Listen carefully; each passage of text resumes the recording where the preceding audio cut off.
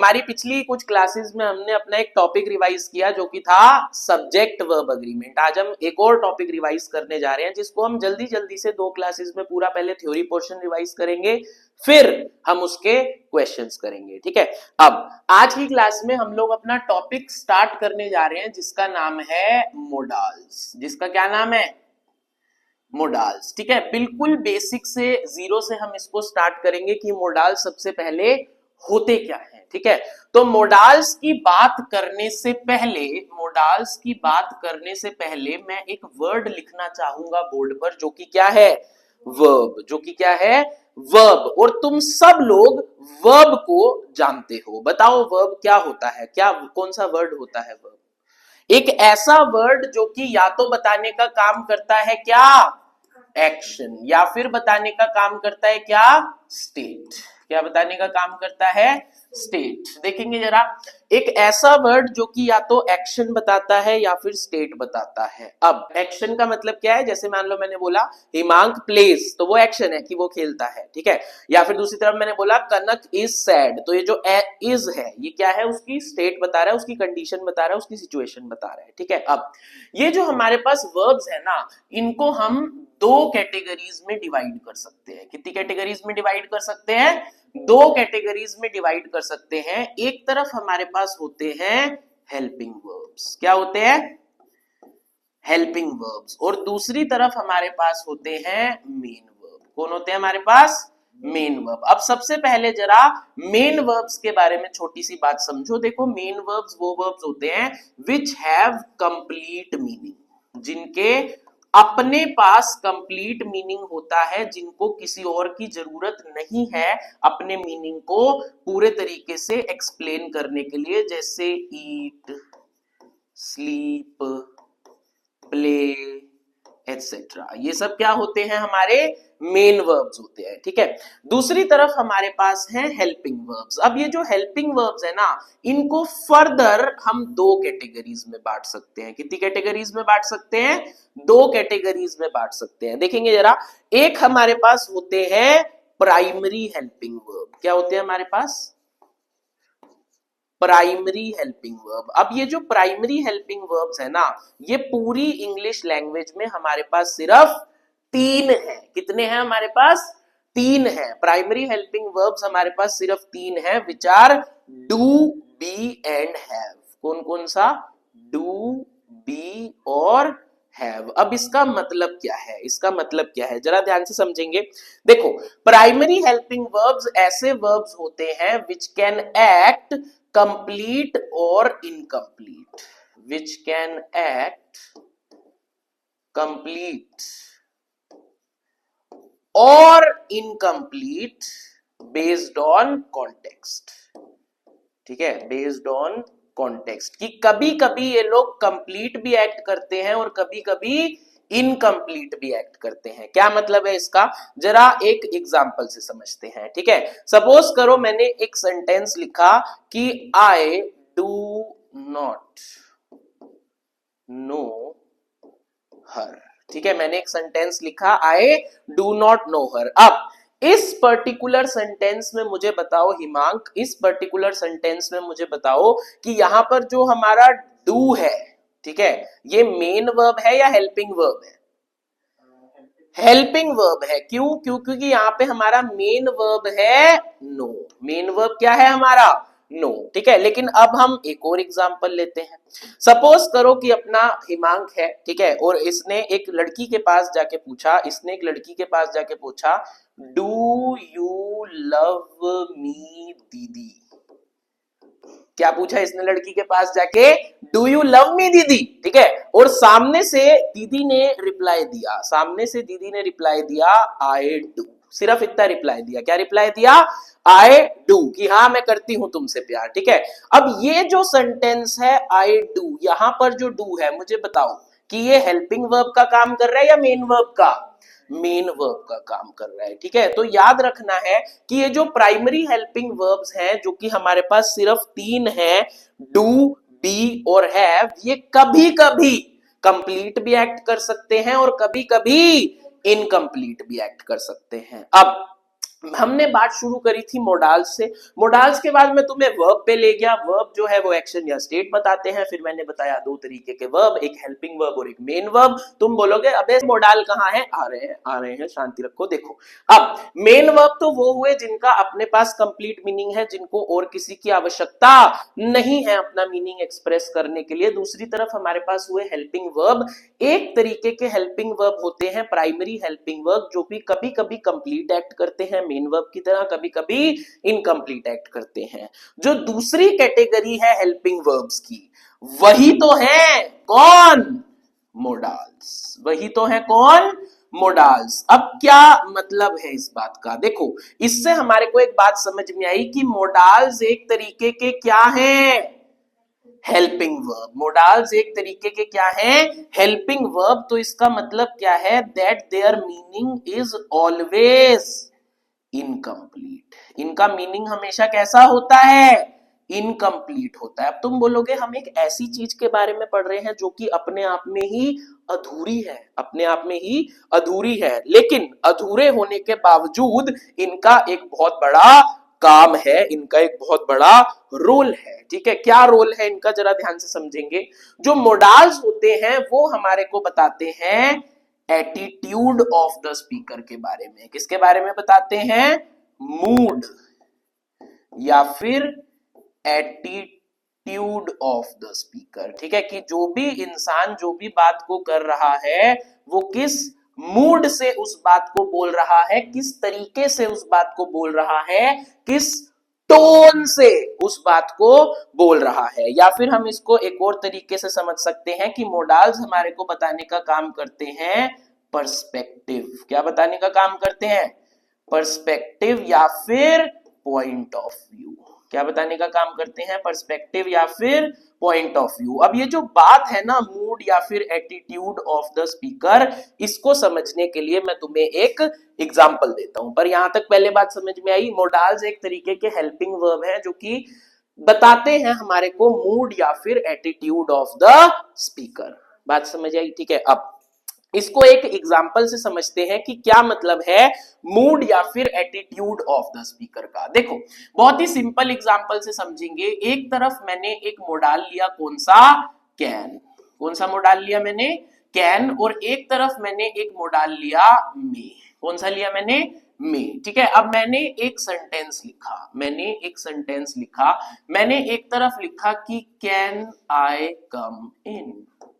ठीक है, मैंने एक सेंटेंस लिखा कैन आई कम इन, और दूसरी तरफ मैंने एक सेंटेंस लिखा मे आई कम इन। क्या लिखा मैंने? मे आई कम इन। अब तुम मुझे बताओ, क्या इन दोनों सेंटेंसेस का मीनिंग सेम है? क्या इन दोनों सेंटेंसेस का मीनिंग सेम है? हाँ, इन दोनों सेंटेंसेस का मीनिंग सेम है, पर तब भी थोड़ा सा फर्क है। थोड़ा सा क्या है? फर्क है। देखो, मीनिंग, इनका जो मीनिंग है, इन दोनों सेंटेंसेस का जो मीनिंग है दैट इज सेम। ठीक है, कि क्या मैं अंदर आ सकता हूं, दोनों का मतलब यही है। ठीक है, पर कुछ अलग है। क्या चीज अलग है? जो चीज अलग है उसको हम कहते हैं क्या? टोन। क्या कहते हैं उसको? टोन। और उसको ग्रामर की भाषा में कहते हैं रजिस्टर। क्या कहते हैं? रजिस्टर। वो इन दोनों केसेस में अलग है, वो इन दोनों केसेस में अलग है। कैसे अलग है? देखो, जब मैंने ये बोला कि कैन आई कम इन, और दूसरी तरफ मैंने बोला मे आई कम इन। ठीक है, जब मैंने बोला कैन आई कम इन तो ये थोड़ा सा इनफॉर्मल है। कैसा है ये? इनफॉर्मल है, यानी कि थोड़ा सा बदतमीजी वाली टोन है। वेयरएज अगर मैंने बोला मे आई कम इन तो ये काफी फॉर्मल है। ये बोलने का तरीका कैसा है? काफी फॉर्मल है, यानी कि काफी रिस्पेक्टफुल है। ठीक है, अब एक बड़ी ही इंपॉर्टेंट चीज मैं तुमसे डिस्कस करना चाहूंगा। सब लोग जरा यहां पे ध्यान दो, एक बड़ी ही इंपॉर्टेंट चीज। मैंने क्या बोला कि अगर किसी ने बोला कैन आई कम इन तो वो थोड़ा सा कैसा कंसीडर किया जाएगा? इनफॉर्मल कंसीडर किया जाएगा। वेयरएज अगर किसी ने बोला मे आई कम इन तो वो थोड़ा सा कैसा कंसीडर किया जाएगा? फॉर्मल कंसीडर किया जाएगा। पर एक रियल लाइफ सिनेरियो लेते हैं। क्या लेते हैं? एक रियल लाइफ सिनेरियो लेते हैं। सपोज करो कि एक बच्चा आया अभी क्लासरूम में और उसने बोला कि कैन आई कम इन। बड़े ही तमीज से बोला कहना है कम इन, मैंने बोला हाँ हाँ बच्चे आ जाओ, बिल्कुल कोई दिक्कत की बात नहीं है। अब ऑन पेपर तो उसने कैसे पूछा है, इनफॉर्मल पूछा है, बदतमीजी से पूछा है, प्यार से नहीं पूछा, पर उसका बोलने का तरीका बड़ा ही स्वीट सा था, कहना है कम इन, तो हमने कहा भाई आ जाओ, ठीक है। दूसरी तरफ एक और बच्चा है और वो बोले मैं कम इन, ठीक है। अब ऑन पेपर तो ऐसा लगेगा कि उसने कैसे पूछा है, फॉर्मल पूछा है, पर हमने अपनी आंखों से सुना है, क्या किया है, आंखों से देखा है और कानों से सुना है कि उसने बिल्कुल भी फॉर्मल तरीके से पूछा नहीं है, मैं कम इन। अरे बात समझ आ रही है, ठीक है। तो ये जो रूल्स है ना कि कैन ज्यादा इनफॉर्मल है, मे थोड़ा फॉर्मल है, ये ऑन पेपर है, ठीक है। अगर तुम कहीं जा रहे हो और तुम बड़े ही प्यार से कैन का इस्तेमाल करके भी कोई परमिशन मांगो तो दैट इज ऑल्सो एक्सेप्टेबल। अरे बात समझ आई, पर हमारा पेपर भी तो, टेस्ट भी तो ऑन पेपर ही होना है, तो इस वजह से हमारे को इन रूल्स की जरूरत पड़ने वाली है, रिक्वायरमेंट पड़ने वाली है, और हमारे को इनको अच्छे से समझना है। अरे बात समझ आई, ठीक है। तो सबसे पहले हमने मतलब समझा कि मोडाल्स होते क्या हैं। मोडाल्स हमारे को मूड या फिर एटीट्यूड बताने का काम करते हैं, ठीक है। कि अगर कोई इंसान कह रहा है कैन आई कम इन, तो मोस्ट प्रोबेबली वो थोड़ा इनफॉर्मल वे से बोल रहा है, अगर मे आई कम इन तो वो थोड़े से फॉर्मल वे से बोल रहा है। बात समझ में आई कि मोडाल्स होते क्या हैं, ठीक है। मोडाल्स एक तरीके के हेल्पिंग वर्ब है, क्या है, एक तरीके के हेल्पिंग वर्ब है जो कि हमें mood, attitude, perspective, point of view बताने के काम आते हैं। क्लियर है यहां तक की बात, पक्का, ठीक है। तो इतनी बात के बाद अभी तक हम लोगों ने ये बात समझी कि हम ये कह सकते हैं कि कैन जो है that is comparatively less polite, ठीक है। कैन जो है दैट इज लेस पोलाइट, और मे जो है it is comparatively more polite. पर हमारी जो सेंटेंस है वो दोनों से मीनिंगफुल है, दोनों से क्या है, मीनिंगफुल है। तो यहां से एक बात याद रखेंगे, यहां से हमेशा के लिए एक बात याद रखेंगे जो कि है कि मोडाल्स आर ऑलवेज इंटरचेंजेबल। क्या बोला मैंने, मोडाल्स आर ऑलवेज इंटरचेंजेबल। इस लाइन का क्या मतलब है, जरा ध्यान से समझना इस लाइन को। मोडाल्स आर ऑलवेज इंटरचेंजेबल का मतलब है कि कभी भी कोई भी मोडाल्स का हम क्वेश्चन कर रहे हैं उसमें मोस्ट एप्रोप्रिएट एक ऑप्शन हो सकता है, पर एक से ज्यादा ऑप्शन से भी आंसर को बनाया जा सकता है। ग्रामेटिकली एक से ज्यादा मोडाल से भी वो सेंटेंस करेक्ट हो सकता है, ठीक है। कंटेक्चुअली करेक्ट है या नहीं that is a different thing, ठीक है। पर ग्रामेटिकली एक से ज्यादा मोडाल से भी वो बन सकता है। जैसे चाहे कैन आई कम इन हो, चाहे मे आई कम इन हो, चाहे कुड आई कम इन हो, तीनों से ही सेंटेंस फॉर्म हो रहा है, सेंटेंस मीनिंगफुल है, बात भी कन्वे हो रही है। ज्यादा एप्रोप्रिएट कौन सा है कि अगर तुम प्रिंसिपल रूम में जा रहे हो तो ज्यादा एप्रोप्रिएट ये है, मैंने माना, ठीक है। पर कैन आई कम इन को भी हम गलत नहीं कह सकते। बात समझ में आ रही है। तो मोडाल्स आर ऑलवेज इंटरचेंजेबल। जहां कहीं भी मोडाल्स का question fill in the blank वगैरह आएगा तो yes you need to choose the most appropriate one, पर हम ये नहीं कह सकते कि कोई कंप्लीटली रॉन्ग है या कौन सा कंप्लीटली राइट है। बात समझ में आई, ठीक है। अब ये कंटेक्स्ट को समझने के लिए हम लोग आगे पढ़ेंगे 10 रूल्स। क्या पढ़ेंगे, 10 रूल्स, जिससे तुम्हें पता लगेगा कि कहां पर कौन सा मोडाल सबसे एप्रोप्रिएट है। चलो लेकिन उससे पहले हम एक जरा छोटी सी चीज को समझेंगे, छोटा सा थ्योरी पोर्शन समझेंगे, which is types of modals. क्या समझेंगे हम लोग, टाइप्स ऑफ मोडाल्स। देखो जो मोडाल्स है ना वो हमारे पास दो कैटेगरी के होते हैं। कितनी कैटेगरी के होते हैं, दो कैटेगरी के होते हैं। एक तो हमारे पास होते हैं प्योर मोडाल्स। कौन होते हैं हमारे पास, प्योर मोडाल्स। और दूसरे हमारे पास होते हैं सेमी या फिर डिफेक्टिव मोडाल्स, सेमी या फिर डिफेक्टिव मोडाल्स, ठीक है। अब ये प्योर मोडाल्स क्या चीज होती है, जितने भी नॉर्मल मोडाल्स आप लोग जानते हो वो प्योर मोडाल्स की कैटेगरी में ही आते हैं। जैसे can, could, may, might, shall, should, will, would, must, ought to, ठीक है, या फिर have to, had to, etcetera. ये जितने भी हैं ये सब क्या हैं? Pure modals. पर हमारे पास एक और कैटेगरी होती है विच इज सेमी या फिर डिफेक्टिव मोडाल्स, जो कि हमारे पास सिर्फ और सिर्फ कितने हैं? तीन। सिर्फ और सिर्फ कितने हमारे पास? तीन, जो कि हैं, एक तो है हमारे पास यूज टू, एक है नीड और एक है डेयर। ठीक है, ये याद रखना। ठीक है, यूज टू, नीड और डेयर, ये अक्सर कॉम्पिटिटिव एग्जाम्स में भी पूछा जाता है सेमी और डिफेक्टिव मोडाल्स के बारे में, तो इनको ध्यान रखेंगे, याद रखेंगे। बात समझ में आई? चलो, इतनी बातें समझने के बाद अब हम लोगों ने अभी तक थ्योरी समझी कि मोडाल्स होता क्या है। हम लोगों ने अभी तक थ्योरी समझी कि मोडाल्स एक्चुअली में होता क्या है। अब हम लोग डिस्कस करेंगे 10 रूल्स। क्या डिस्कस करेंगे? एक एक करके हम 10 रूल्स, और यही वो रूल्स हैं जो कि तुम्हारे को पेपर में क्वेश्चन सॉल्व करने के काम आएंगे। पहले हम इन 10 रूल्स को काफी डिटेल में समझेंगे और उसके बाद हम इस पर बेस्ड एक वर्कशीट भी करेंगे। ठीक है, आज की क्लास में हम सबसे पहले अपना रूल नंबर 1 स्टार्ट कर रहे हैं, जो कि बहुत इंपॉर्टेंट है और काफी सारे एग्जाम्स में पूछा जाता है। जो हमारा रूल नंबर 1 है वो बात करता है 3 मोडाल्स के बारे में। देखो, एक तरफ हमारे पास एक मोडाल होता है शुड। कौन सा होता है?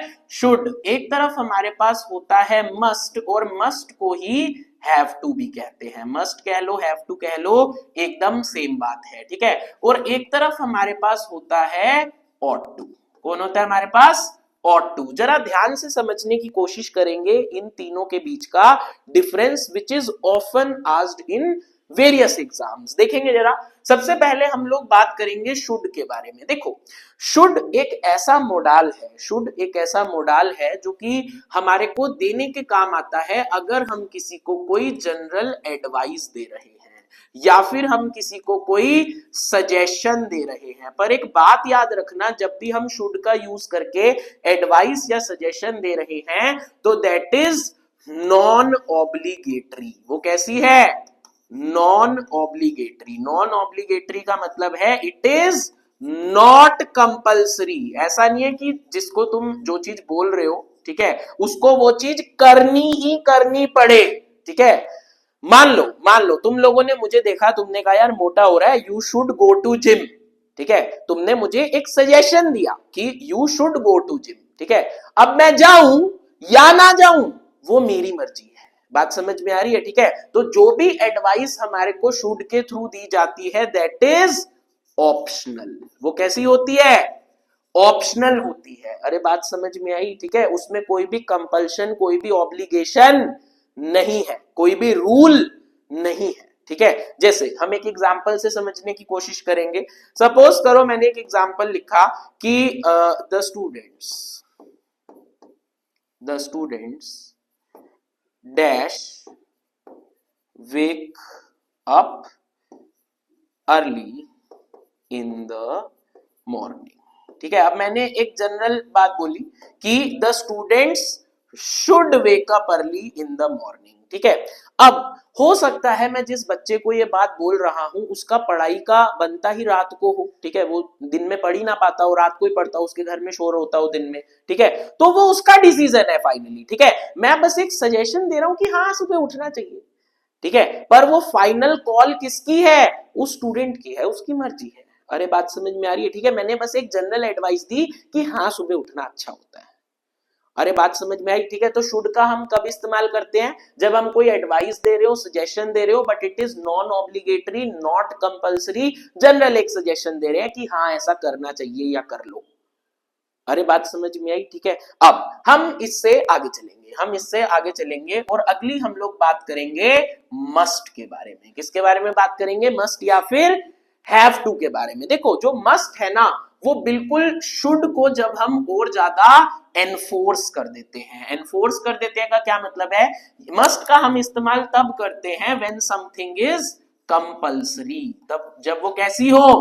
कंपल्सरी हो। व्हेन समथिंग इज ऑब्लिगेटरी, कि ऐसा करना ही करना पड़ेगा। Whenever we are talking about any rule और एनी लॉ, और if we are talking about any deadline, कि इस डेट तक ये चीज करनी ही करनी है, ऐसे केसेस में हम क्या इस्तेमाल करते हैं? मस्ट या फिर हैव टू, जहां पर हमारे पास ऑप्शन नहीं है, कंपल्शन है, ठीक है, कि ये चीज तो करनी ही पड़ेगी।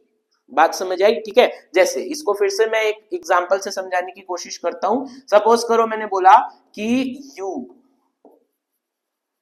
Must not talk loudly in the library. अब देखो ये लाइब्रेरी का रूल है कि तुम वहां पर चिल्लाकर बात नहीं कर सकते, ठीक है, तो इस वजह से वहां पर हम क्या इस्तेमाल करेंगे, मस्ट, ठीक है। या फिर सपोज करो कि तुम्हारी अभी साइंस वाली मैम का व्हाट्सएप पे मैसेज आया और उसमें मैम ने लिखा हुआ है कि all of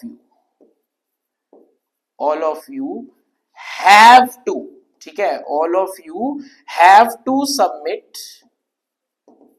files by tomorrow, ठीक है, कि कल तक तुम सबको फाइल सबमिट करनी ही करनी है। तो यहां पर किस चीज की बात आई, किसी डेडलाइन की बात आई, तो ऐसे केस में भी हम क्या इस्तेमाल करते हैं, मस्ट या फिर हैव टू। अरे बात क्लियर है, कोई दिक्कत कोई परेशानी? ठीक है, देखो यहां पर अगर मैम लिख देती, जरा एक बारी सब लोग यहां पे ध्यान दो, यहां पर अगर मैम लिख देती all of you should submit files by tomorrow, तो इसका मतलब था हाँ जिसको करना है कर दो, पर ऐसे कोई मुसीबत नहीं आ रही, अगले हफ्ते भी कर सकते हो। पर हैव टू लिख दिया तो यह कल तक ही करनी है। अरे बात समझ में आई? ठीक है, अब हम चलते हैं अगली चीज पे जो कि बच्चों के लिए काफी कंफ्यूजिंग होती है, पर प्लीज इसे ध्यान से पूरी बात सुनना, तुम्हारी जिंदगी भर के लिए सारी कंफ्यूजन खत्म हो जाएगी। देखो अगली चीज जो हम डिस्कस कर रहे हैं that is ought to, that is what, ought to. अब देखो ऑट टू की यूजेज ना थोड़ी अलग सी है, क्या थोड़ी अलग सी है? ऑट टू हम ऐसे केसेस में यूज करते हैं, ऑट टू हम ऐसे केसेस में यूज करते हैं, ध्यान से सुनो, when in which 99% would agree, किसी ऐसी चीज के लिए जो कि 99% लोग अग्री ही करेंगे। 100% क्यों नहीं, क्योंकि 1% कीटाणु तो डिटॉल भी नहीं मार पाता। क्या मतलब है इस बात का? देखो अगर हमें कोई ऐसा सेंटेंस दिया गया है जिसके लिए सब लोग, ऑलमोस्ट सब लोग अग्री ही करेंगे, शायद ही कोई एक आधा कीटाणु उस चीज के लिए मना करे, पर 99% लोग उस चीज को मानेंगे ही, तब हम उसको क्या कहते हैं, तब हम क्या यूज करते हैं, ought to यूज करते हैं। क्या मतलब है इस बात का, अभी तुम्हें समझ में आएगा। इसीलिए जब भी ought to का यूज करना हो तो ध्यान रखना कि कॉन्टेक्स्ट इज इंपॉर्टेंट, और ज्यादातर केसेस जहां पर ought to यूज करना होगा वहां पे ऑलरेडी कॉन्टेक्स्ट दे रखा होगा कि पूरा सेंटेंस चाहता क्या है, बात क्या चल रही है, ठीक है। और अगली चीज क्या है कि ज्यादातर ought to का इस्तेमाल किया जाता है टू गिव सोशल मैसेजेस, क्या देने के लिए, सोशल मैसेजेस, जिसको हर कोई अग्री करता ही है। जरा इसको एक एग्जांपल से समझने की कोशिश करते हैं, अभी तुम्हारा कंसेप्ट क्रिस्टल क्लियर हो जाएगा। देखेंगे जरा, सपोज करो मैंने एक सेंटेंस लिखा कि we dash respect our parents, ठीक है, मैंने एक सेंटेंस लिखा we dash respect our parents. अब जरा ध्यान से सुनेंगे, we should respect our parents, ये भी ग्रामेटिकली ठीक है कि कर लो, अरे बात समझ आ रही है, पर वो ऑप्शनल है, ठीक है, कि कर लो, ठीक है। We must respect our parents, हमारे को करना ही चाहिए, ये भी ग्रामेटिकली ठीक है, पर we ought to respect our parents, ठीक है, ये यहां पर सबसे एप्रोप्रिएट है। क्यों है ये यहां पर सबसे एप्रोप्रिएट? क्योंकि ये एक ऐसी चीज है, ये एक ऐसा टॉपिक है अपने पेरेंट्स की रिस्पेक्ट करना कि अगर तुम 100 लोगों में से पूछोगे तो 99 हाँ ही बोलेंगे कि कर लो यार, इतनी मेहनत करते हैं हमारे लिए, कर लो। कोई एक आधा इंसान ही होगा, कोई ट्रॉमा वाला, जो कहेगा कि नहीं नहीं नहीं नहीं करनी चाहिए। अरे बात समझ में आई? ठीक है, एक और एग्जांपल से समझते हैं। देखो सपोज करो मैंने थोड़ा सा सेंटेंस बदल दिया और मैंने बोला कि we dash respect the educated. अब बताओ क्या यहां पर ought to यूज करना चाहिए, क्या यहां पर ought to यूज करना चाहिए कि हमें पढ़े लोगों लिखे लोगों की इज्जत करनी चाहिए? बताओ यहां पे शुड भरू, मस्ट भरू या ought to भरू? बोलो जी काशवी। हाँ ठीक है, और देखो काशवी ने बोला कि यहां पर भी ought to भर दो यार, कि हाँ पढ़े लिखे लोगों की इज्जत करनी चाहिए। पर कोई पढ़ा लिखा इंसान रेपिस्ट भी तो हो सकता है, कोई पढ़ा लिखा इंसान क्रिमिनल भी हो सकता है, मर्डरर भी हो सकता है। तो ये इसका मतलब क्या है कि 99% यहां पर अग्री नहीं कर रहे। अरे बात समझ में आ रही है? तो तुम्हें ध्यान रखना है कॉन्टेक्स्ट का, यही चीज मैं समझाने की कोशिश कर रहा था। तो इस वजह से यहां पर ought to ठीक नहीं है, यहां पर ought to ठीक नहीं है। हां तुम शुड भर सकते हो, तुम मस्ट भर सकते हो, पर ought to यहां पर एप्रोप्रिएट नहीं है। अरे बात समझ में आई? एक और एग्जांपल देता हूं जिससे तुम्हारे को और चीजें समझ में आएंगी। पहले मुझे पूरा एग्जांपल लिखने देना, ठीक है? सपोज करो मैंने एक सेंटेंस लिखा कि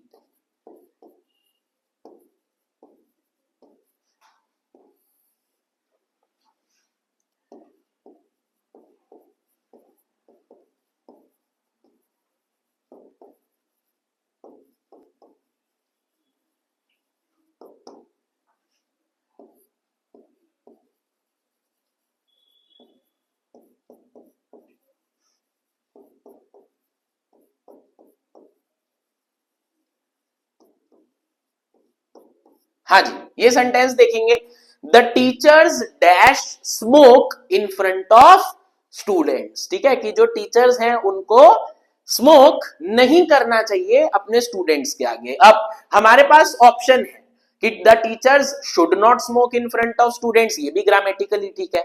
the teachers must not smoke in front of students, ये भी ग्रामेटिकली ठीक है। The teachers ought not smoke in front of students, वो भी ग्रामेटिकली ठीक है। तो ग्रामेटिकली तो ये तीनों ही ठीक है, पर अगर ये तुम्हारे क्वेश्चन आ जाए पेपर में तो मोस्ट एप्रोप्रिएट तुम्हें चूज करना होगा। ठीक है, तो बताओ हिमांश जी, आपके हिसाब से यहाँ पे मोस्ट एप्रोप्रिएट क्या है? आप बोलो मस्ट नॉट, आप बोलो ऑट नॉट, आप बोलो मस्ट नॉट। देखो इस चीज के लिए ये जो बात है कि टीचर्स को स्टूडेंट्स के आगे स्मोकिंग नहीं करनी चाहिए, क्या इस चीज के लिए 99% दुनिया अग्री करेगी? हाँ करेगी, अबे 100% ही अग्री करेगी। बात समझ में आ रही है? ठीक है, तो इस वजह से यहां पर ऑट नॉट लगाना वैलिड है, ऑट नॉट लगाना वैलिड है। याद रखना मेरी बात को, मैंने बार बार बोला शुड नॉट बी ग्रामेटिकली ठीक है, मस्ट नॉट बी ग्रामेटिकली ठीक है, पर हमें चूज करना है मोस्ट एप्रोप्रिएट। और वही मोस्ट एप्रोप्रिएट समझाने के लिए ही मैंने तुम्हें ये रूल बताए हैं। फटाफट से एक बार बोर्ड पे देखेंगे, रिवाइज करेंगे कि अगर कभी भी हम कोई एडवाइस दे रहे हैं, सजेशन दे रहे हैं which is non obligatory, compulsion नहीं है, ठीक है, तो तब हम क्या यूज करेंगे? शुड। पर अगर हम ऐसी एडवाइस दे रहे हैं विच इज कंपल्सिव, ठीक है, जो कि करना ही पड़ेगा, ऑब्लिगेशन है, कोई रूल है, कोई लॉ है, कोई डेडलाइन की बात हो रही है, तब हम यूज करेंगे मस्ट या हैव टू। और अगर हम कॉन्टेक्स्ट को ध्यान में रखते हुए किसी ऐसी चीज को देख रहे हैं जिसको 99% लोग अग्री ही करेंगे, जिसमें स्पेसिफिकली हम लोग बात करते हैं सोशल मैसेजेस के बारे में, तब हम यूज करते हैं ought to या फिर ought not। अरे बात समझ में आई? ठीक है, तो फटाफट से ये वाले रूल को लिख लो अच्छे से अपनी कॉपी में। और आज की क्लास के लिए हम अभी इतनी ही बात कर रहे हैं। हमने अच्छे से समझा कि मोडाल्स होता क्या है, ठीक है। सबसे पहले हमने उसकी डेफिनेशन समझी कि वो एक तरीके का हेल्पिंग वर्ब होता है। फिर हमने टाइप्स ऑफ मोडाल्स के बारे में बात करी। हमने एक बात समझी कि मोडाल्स आर ऑलवेज इंटरचेंजेबल, कि ऐसे बहुत से सेंटेंसेस तुम्हें मिलेंगे जहां पर एक से ज्यादा मोडाल ग्रामेटिकली ठीक है, पर हम लोग बात करेंगे 10 रूल्स के बारे में, जिससे हमारे को ये पता लगेगा कि कौन से सेंटेंस में मोस्ट एप्रोप्रिएट कौन सा है, जिसमें से आज की क्लास में हमने अपना फर्स्ट रूल डिस्कस किया which was the distinction in should, must and ought to। ठीक है, तो अभी यहां तक रिवाइज करके आना और अगली क्लास में हम इससे आगे चलेंगे और अपने बाकी के 9 रूल्स डिस्कस करेंगे।